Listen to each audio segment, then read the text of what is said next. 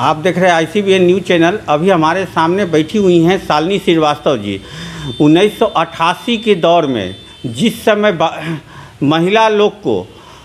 बिहार की महिला लोग को घर से निकलना मुश्किल था, और घर के लोग ये समझते थे कि भाई लड़की लोग बाहर जाके क्या करेगी, ये किस तरह से ट्रेनिंग लेगी। उस दौर में शालिनी श्रीवास्तव ने ताइक्वांडो सीखा और ब्लैक बेल्ट रही और 22 गोल्ड मेडल भी जीती। आइए जानते हैं कि उस समय उनके संघर्ष के दौर में उनको क्या क्या सामना करना पड़ा। शालिनी जी, 88 की दौर में, मेरा नमस्ते।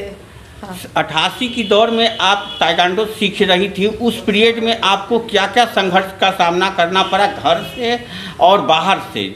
उस समय तो बहुत लोग बिहार के ऐसे भी लोग हैं जो कि लोग कहते थे कि लड़की है क्या सीखेगी। हाँ, घर की लड़की लोग 88 के दौर में लड़की लोग को के ऊपर बहुत सारे पाबंदी लगाया जाता था। तो उस समय के दौर में के बारे में आप क्या कहेंगे? पहले तो मैं अपना एक रीज़न बताऊंगी कि मैं ये कराटे लाइन में आई कैसे। जब मैं छोटी थी तो मेरी जब मैं दीदी के साथ रोड पे चल रही थी तो बिहार में क्या जनरली जब कोई बड़ी लड़की चलती है तो लड़का लोग वो सीटी मारना और छेड़खानी करना और गंदा कमेंट्स करना। तो इसी साथ मेरी बड़ी बहन के साथ भी कोई एक लड़का बदतमीज़ी किया और मैं थोड़ी छोटी थी, मेरे को इतना गुस्सा आया वो सिचुएशन देख के। और मैं घर आई, मैं बहुत रोई, मैं बोली अपने पापा को मैं अपनी दीदी को कुछ भी प्रोटेक्ट नहीं कर पाई और मैं कुछ ऐसा करना चाहती हूँ कि जिससे कि मैं अपनी जितनी भी फ्रेंड्स फैमिली जो भी है मैं अपने आप को प्रोटेक्ट करूँ। और उसके बाद मैं कराटे ज्वाइन कर ली। तो आपने कराटे जब ज्वाइन किया था उस समय आपको समाज से और घर से कुछ सुनने को मिला कि भाई लड़की जो जात हो, अब तुम क्यों कराटे सीखने जाओगी? समाज से तो बहुत सारे बातें सुनने को मिलता है कि उस समय आपको क्या ऐसा महसूस हुआ?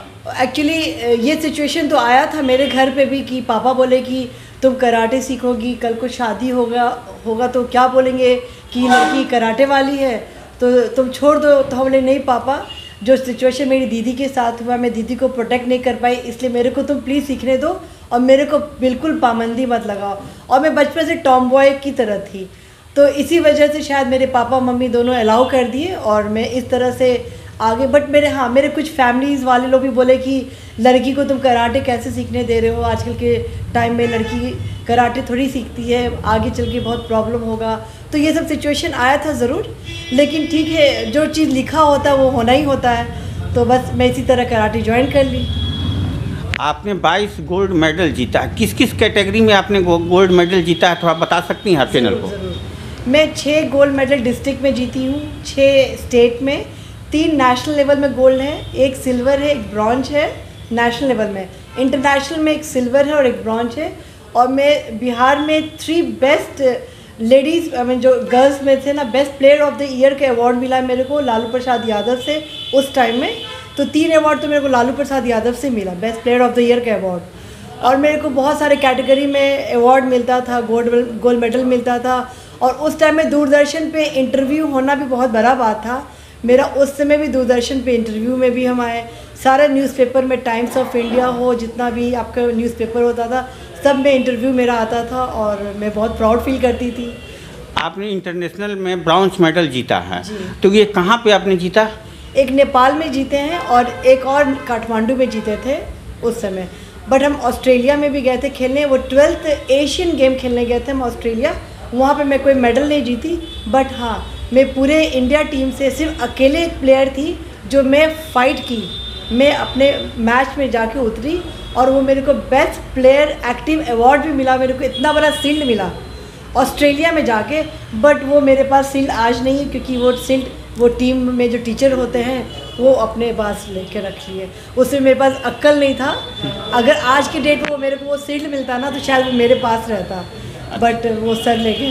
क्योंकि आप एक खिलाड़ी भी हैं, महिला खिलाड़ी रही हैं और अब कुछ समय से आप समाज सेवा से जुड़ गई हैं।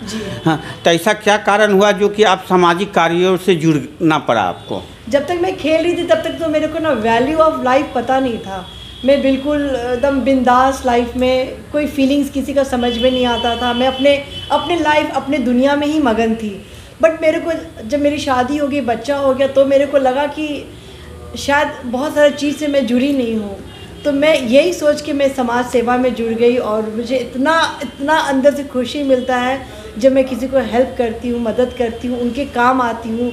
और स्पेशली मैं कोरोना के टाइम में मैं अपने सब्जी वाले से लेके मेरी काम वाली हो, रिक्शा वाला हो, मतलब दुनिया जहान के जितने लोग मेरे छोटे मोटे जितने भी हो सकता है, वो आयरन वाला क्यों नहीं हो, वो मेरा चिकन वाला क्यों नहीं हो, जिसने जितना पैसा से हेल्प मांगा मैं उनको अपने जितना मेरा अपना जो सोर्स ऑफ इनकम है उसके हिसाब से मैं उन लोग को हेल्प की और मेरे को इतना अच्छा लगा।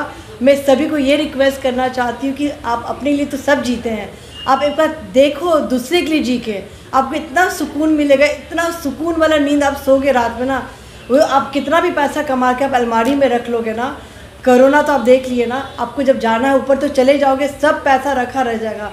तो मेरा रिक्वेस्ट है, आप प्लीज़ जितने भी गरीब हैं, जितने भी ज़रूरतमंद हैं, उनको आप प्लीज़ हेल्प कीजिए, बहुत अच्छा लगेगा।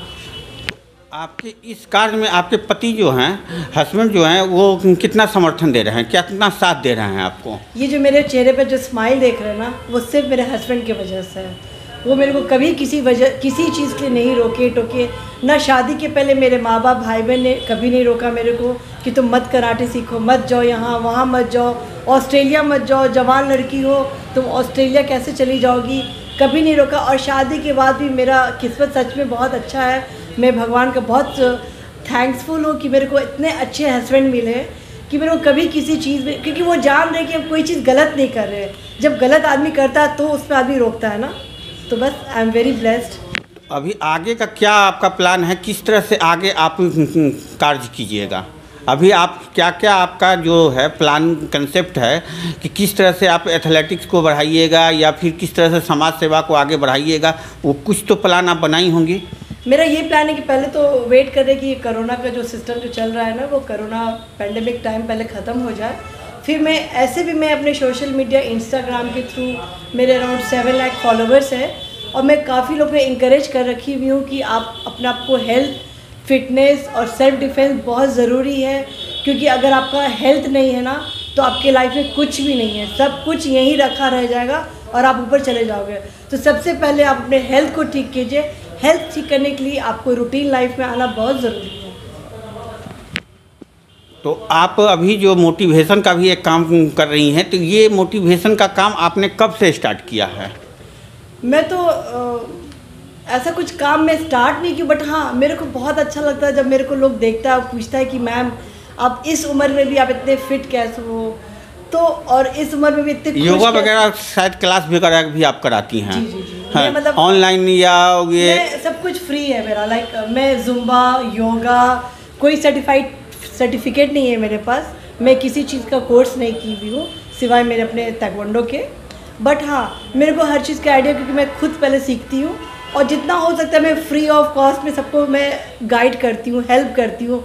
मेरे को बहुत अच्छा लगता है लोगों से के साथ शेयर करना। धन्यवाद। अभी आपने सुना शालिनी श्रीवास्तव जी का, जो कि एक नारी सशक्तिकरण का एक जीता जाता उदाहरण है, जो अपने दम पे अपने बल पे उन्होंने आज ये मुकाम हासिल किया। बिहार ही नहीं पूरे देश विदेश में आज इनका नाम जाना जा रहा है, शालिनी श्रीवास्तव को। धन्यवाद। सभी देशवासियों को जय हिंद, जय भारत माता की जय हो।